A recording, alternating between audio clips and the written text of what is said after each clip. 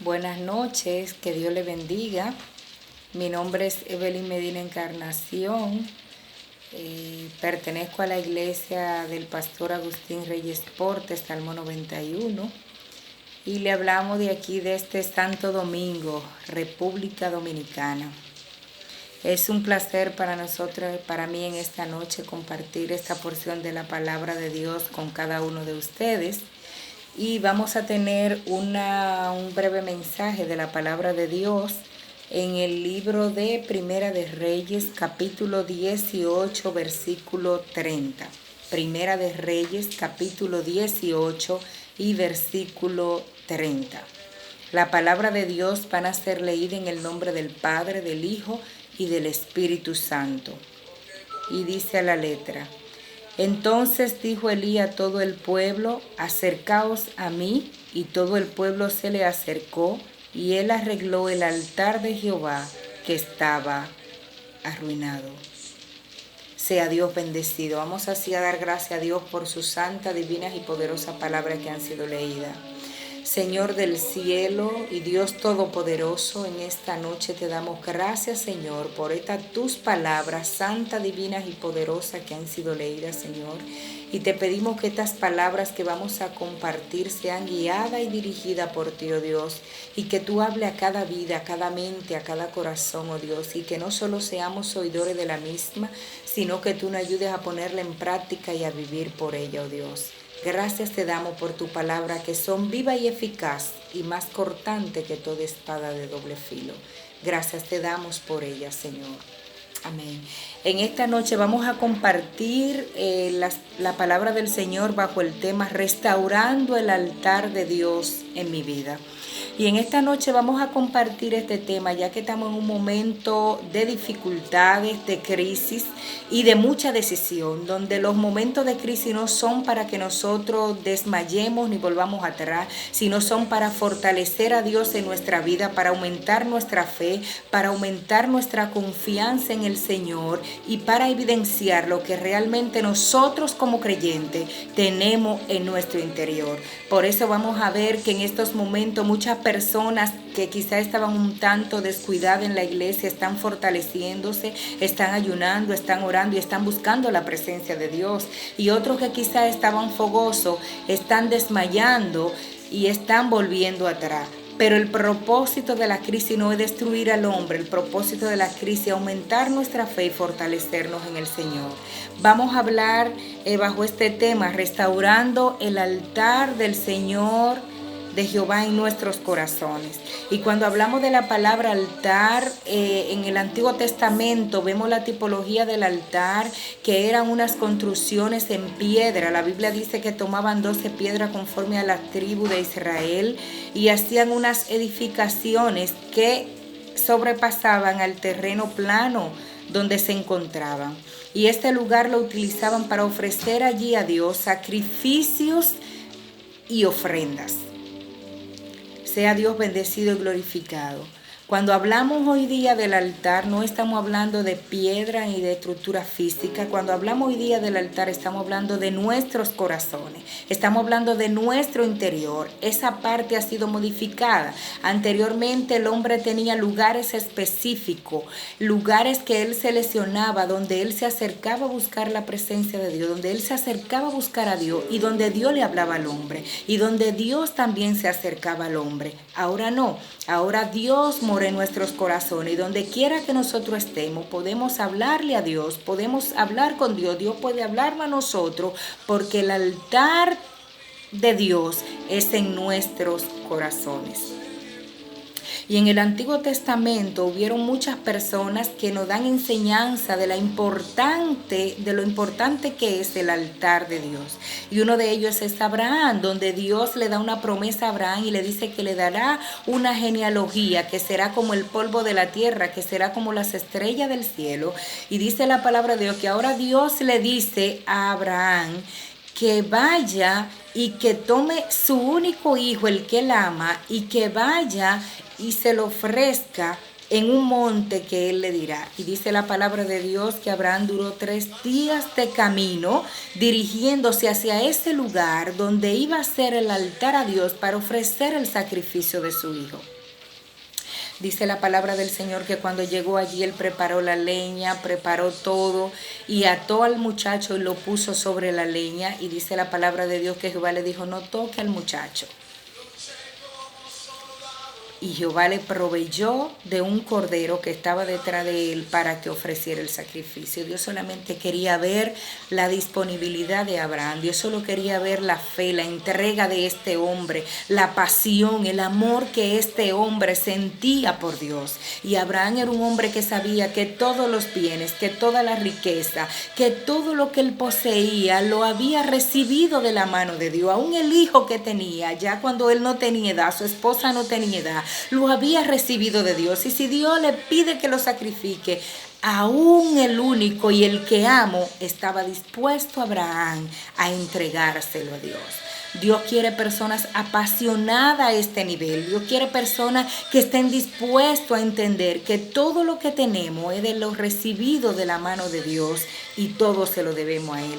Otro hombre que también iniciando ya después de la destrucción de toda la humanidad, iniciando la nueva civilización, dice la palabra de Dios que lo primero que hizo Noé cuando salió del arca, después de haber sido purificada la tierra y ser erradicado todo ser humano, excepto Noé y su familia, y los animales que habían entrado al arca, dice que lo primero que hizo Noé fue construir un altar a Dios en agradecimiento, en generosidad por su protección, por su cuidado, por su elección, por tantas cosas que Dios había hecho para con Noé, que no habían palabra para explicarla. Y este hombre con un corazón lleno de agradecimiento, lleno de amor y lleno de pasión por Dios, lo primero que hizo cuando bajó de esa arca fue edificar un altar a Dios y ofrecer animales limpios en adoración a Dios.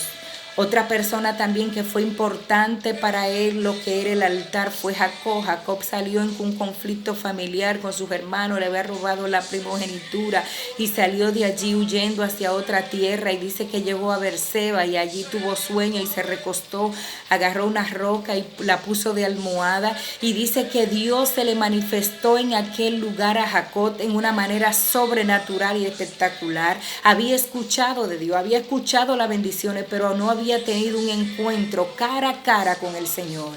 Y dice la palabra de Dios que cuando este hombre entró en un sueño, dice que vio una escalera que bajaba desde el cielo hasta la tierra y veía ese resplandor allá arriba, y el que estaba allí era el mismo Dios, y dice que ángeles bajaban y ángeles subían, y este hombre despertó espantado, y más con la promesa que le había manifestado Dios, y le dijo, yo estaré contigo.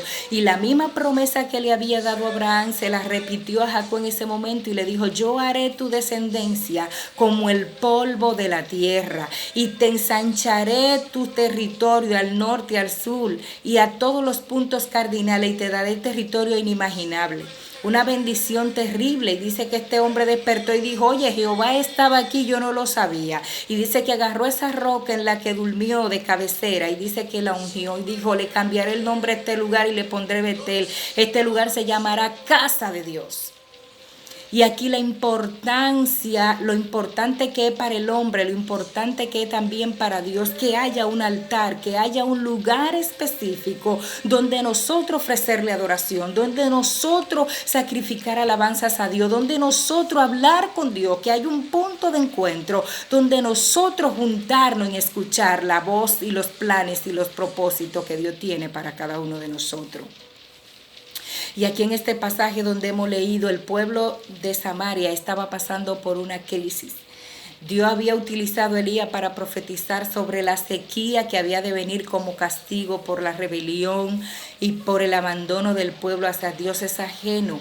Y Dios trajo ese momento de necesidad, de crisis, un pueblo que era muy fructífero, que era muy próspero, pero ahora las hierbas se estaban secando, los arroyos se habían secado, habían matado los profetas, aún quedaban unos profetas que estaban escondidos por ahí, uno de los jefes del rey lo había sustentado con pan y agua, Elías estaba en la cueva, pero ahora llega el momento de que llegó la hora de la manifestación del poder de Dios. Y dice la palabra de Dios que Dios mandó a Elías para que se encuentre con Acab, y cuando se encuentra con él le dice el rey Acab: tú eres el que tiene turbado este pueblo con esto que tú has profetizado de esta escasez, de no lluvia, de no producción. Y la gente se está muriendo y los animales se están muriendo. Tú tienes el pueblo en esta condición. Y dice que este varón de Dios le habló con autoridad y con poder y le dijo: no soy yo el que he turbado a Israel, lo ha turbado tú y la casa de tu padre, trayendo dioses ajenos, construyendo altar en medio del pueblo para desviar los principios y el corazón del pueblo y alejarlo de Dios. Y dice la palabra de Dios que Elías le hizo una solicitud a este rey y le dijo: yo quiero que tú convoque a todo Israel y quiero que convoque los 450 profetas de Baal y los 400 profetas de Acera en el monte, y que traigan 2 bueyes, y vamos a definir cuál es el Dios verdadero, vamos a definir cuál es el Dios real. Sea Dios bendecido y glorificado.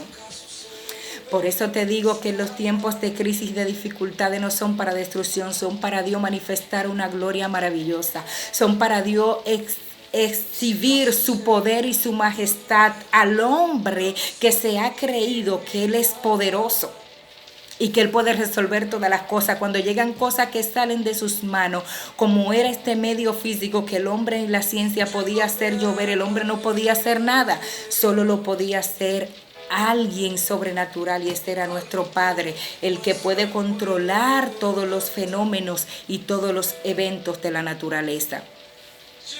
Y dice que cuando subieron allí al monte Carmelo, dice la palabra de Dios que Elías le dio la oportunidad primeramente a los profetas, a los 950 profetas, para que tuvieran el privilegio de invocar a sus dioses. Y el Dios que respondiera por fuego, ese era el Dios verdadero, aleluya. Y dice la palabra de Dios que cuando ellos comenzaron a organizar el altar y a ofrecer el sacrificio, duraron desde la mañana hasta el mediodía, clamando, vociferando a Baal, cortándose, mutilándose, y nada de respuesta para ellos. Sea Dios glorificado. Y dice la palabra de Dios que llegó el momento de Elías, llegó el momento de Dios, llegó el momento de manifestarse el poder de Dios.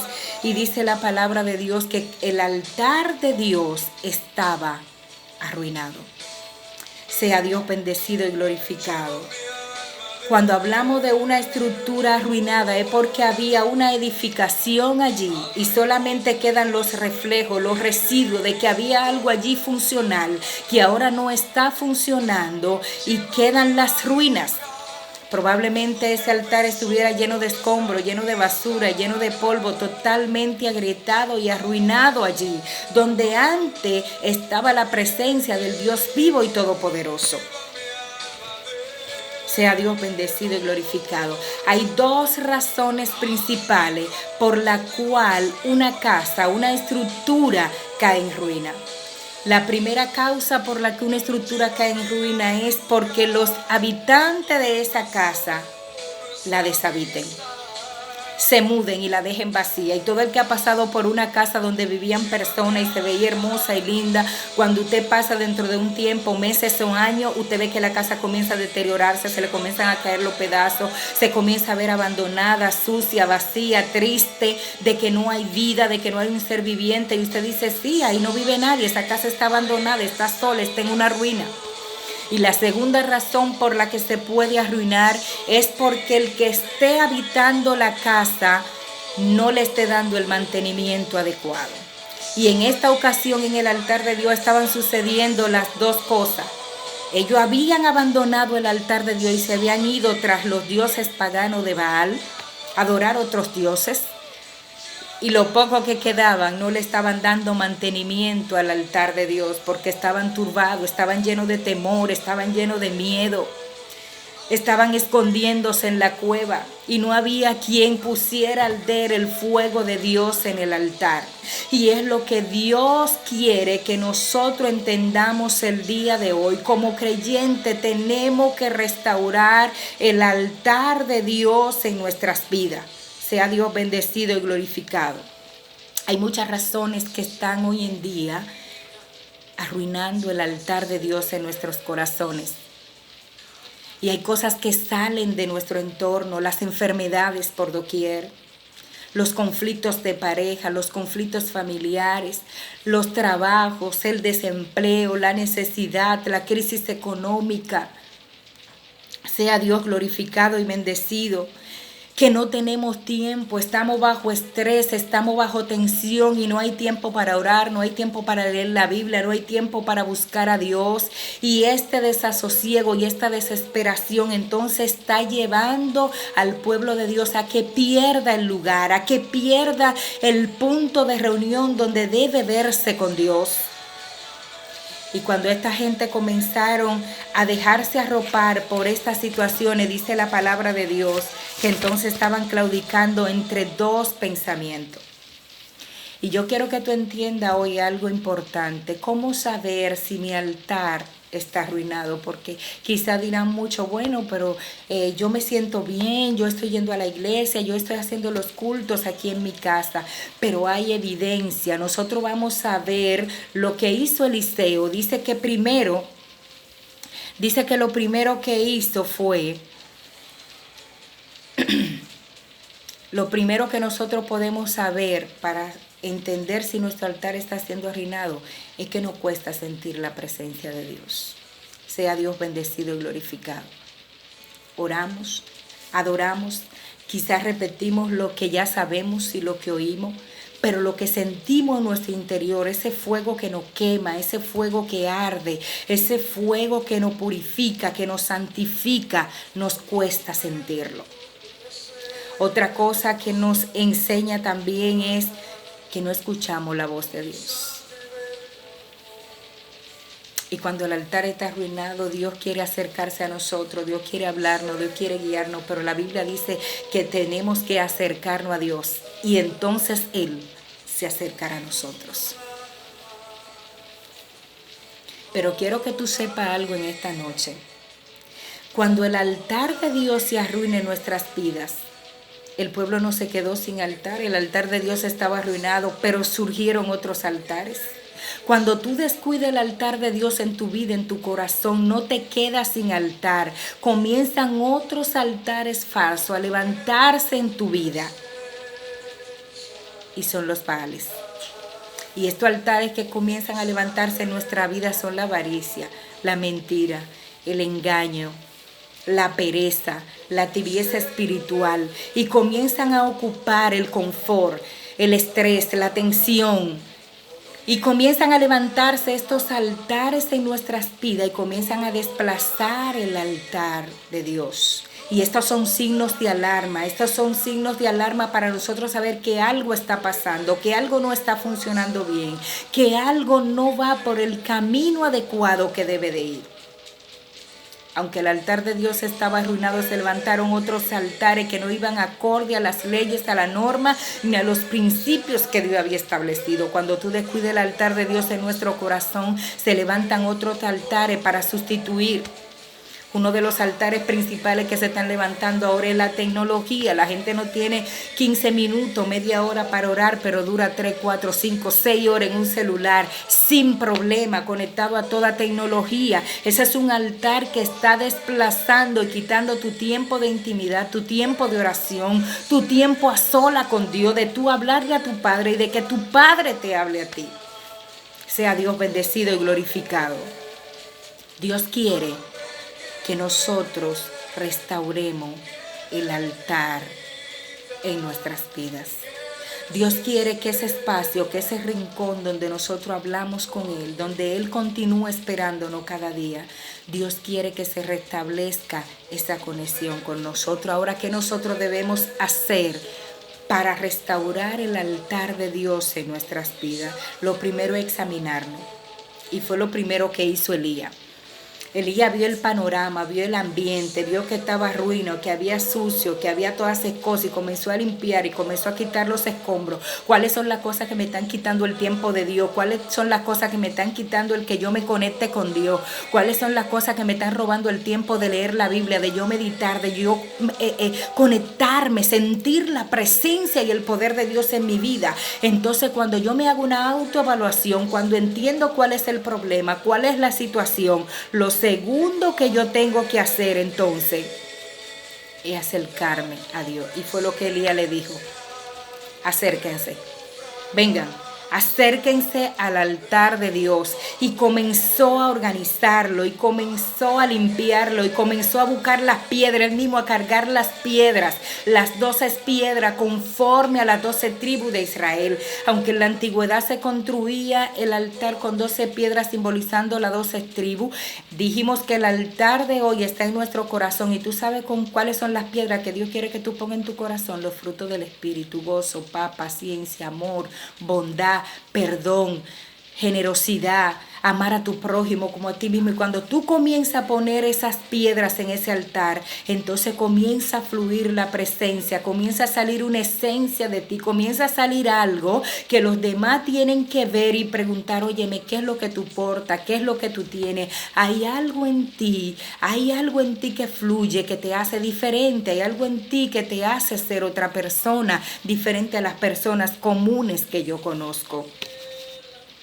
Y la Biblia dice que cuando nos acercamos a Dios, Dios se acercará. El pueblo se acercó a Dios con el llamado de Elías.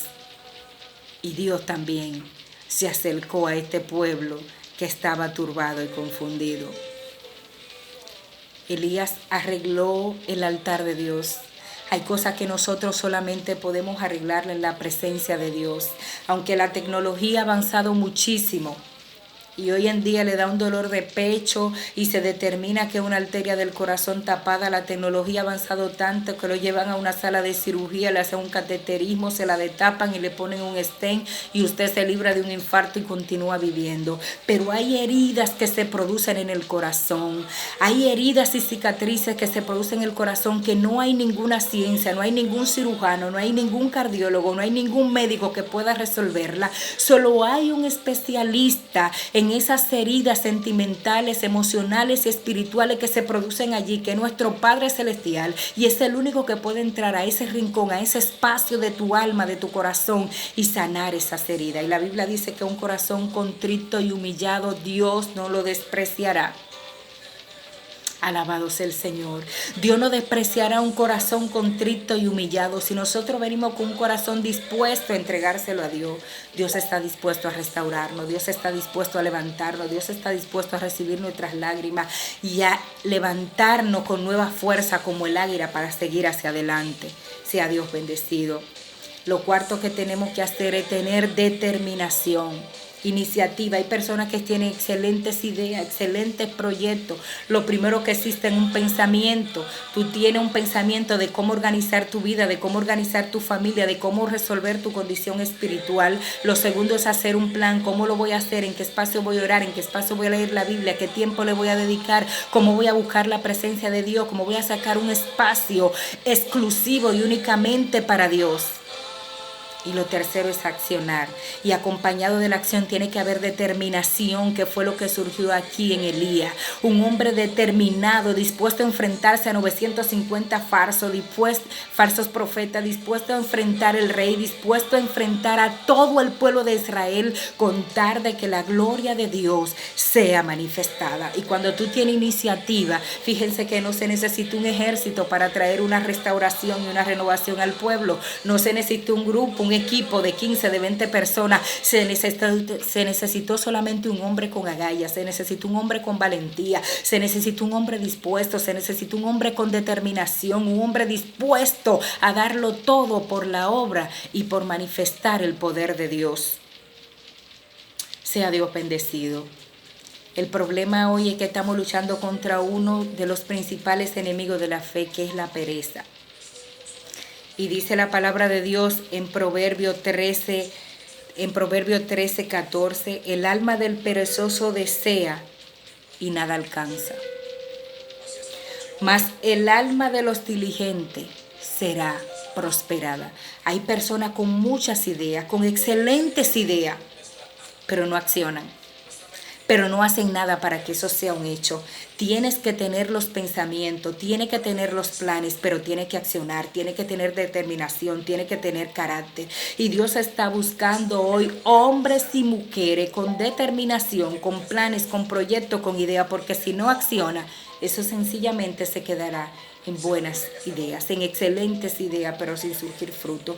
Y dice la palabra de Dios que cuando Elías organizó el altar, puso la piedra, dice que en el alrededor le puso grano, dice que puso la leña, que mató el becerro y puso la carne sobre la leña, hizo una zanja alrededor, dice la palabra de Dios que hizo una zanja alrededor del altar, y dice que entonces le dijo, échele agua. Otra vez y 3 veces. Y cuando este hombre oró a Dios, no había todavía terminado la oración cuando descendió fuego del cielo. Consumió la carne, consumió la leña, consumió los granos, consumió el agua y todo el holocausto. Y fue evidenciado a este pueblo turbado y confuso quién era el verdadero Dios. Y es lo que Dios quiere hacer con nosotros como pueblo de Dios. Y es lo que Dios quiere evidenciar en nosotros como pueblo de Dios. Que nosotros brille la luz de Cristo. Que nosotros podamos evidenciar el poderío y el señorío de Dios. Y que nosotros podamos sacar este pueblo confundido, turbado, inseguro,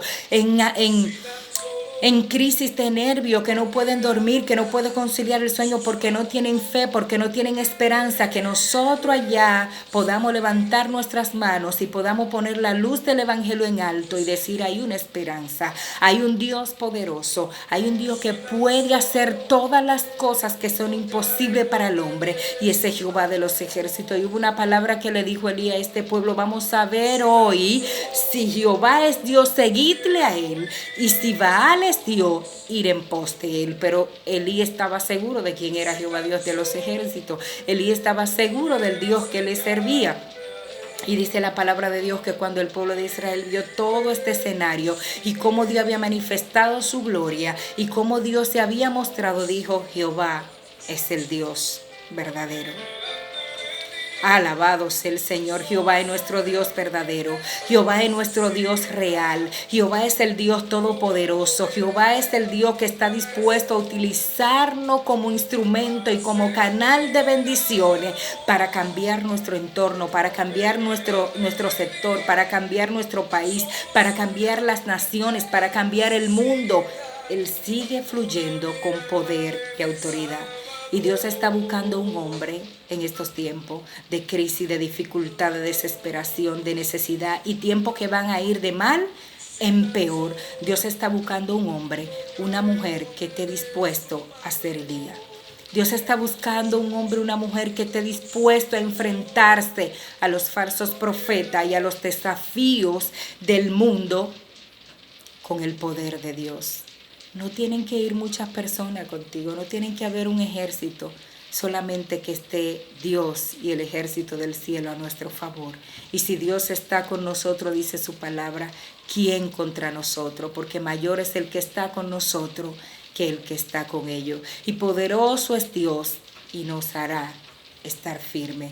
Que Dios le bendiga. Comencemos a partir de hoy, hermanos, a restaurar nuestro altar. Si ha comenzado a arruinarse, si ha comenzado a agobiarse con los afanes, con las cosas, con las aflicciones de este mundo, comencemos a quitarle el polvo, comencemos a quitarle las hojas, comencemos a limpiar las piedras, comencemos a hacer el sacrificio. Una cosa es ofrenda y otra cosa es sacrificio. Las ofrendas son voluntarias, por agradecimiento, por devoción, por reconocimiento, pero el sacrificio, eso se manifiesta en contra de lo que yo quiero ser. Por eso decía el apóstol Pablo, reconociendo el poderío de Dios en él, porque ya no vivo yo, ahora vive Cristo en mí. Antes me ceñía yo, pero ahora me ciñe otro. Antes yo iba donde yo quería ir, pero ahora voy donde no quiero ir. Y es lo que Dios quiere. Hasta este nivel es que Dios quiere que lleguemos, hasta el varón perfecto, donde no nos gobernemos nosotros, donde no seamos nosotros el centro, sino que sea Dios el centro de nuestras vidas, el que nos guía, el que nos dirige y al que estamos dispuestos a adorar y a glorificar. Y Dios quiere que en ese altar tú des ofrenda de agradecimiento, tú des ofrenda de alabanza, tú des ofrenda de adoración, tú des ofrenda de reconocimiento de que todo lo que tú tienes le pertenece a Dios, pero también Dios quiere que des ofrenda de sacrificio, que las cosas que aún a ti te gustan pero que a Dios no le agrada, también que tú las sacrifiques en ese altar y le digas, Señor, yo estoy dispuesto a dejar esas cosas, a mí me gustan, a mí me agradan, pero por agradarte a ti yo estoy dispuesta a hacer todo eso a un lado para hacer tu voluntad y agradarte. Dios está dispuesto a manifestar su poder como con Elías. Pero se necesitan esos guerreros, se necesitan esas guerreras que estemos dispuestos a levantar la mano y decir, heme aquí, Señor, envíame a mí. Que Dios le bendiga en esta preciosa noche, que Dios le bendiga a cada uno, que Dios bendiga a cada uno de su familia, que Dios bendiga a cada uno de sus hijos, de sus esposos, que Dios bendiga a cada uno de los jóvenes en una manera especial y que Dios esté trayendo un despertar en cada vida, que Dios esté despertando esos Gedeones, esos Elías, esos Eliseo, esos Pablo, esos Pedro, que estén dispuestos a darlo todo y a ser apasionados en Dios, para que su gloria sea manifestada. Le damos gracias al Señor por esta oportunidad que nos ha dado y un placer para mí compartir esta porción de la palabra de Dios con cada uno de ustedes. Que Dios le bendiga mucho, su hermana Evelyn de este lado de Santo Domingo.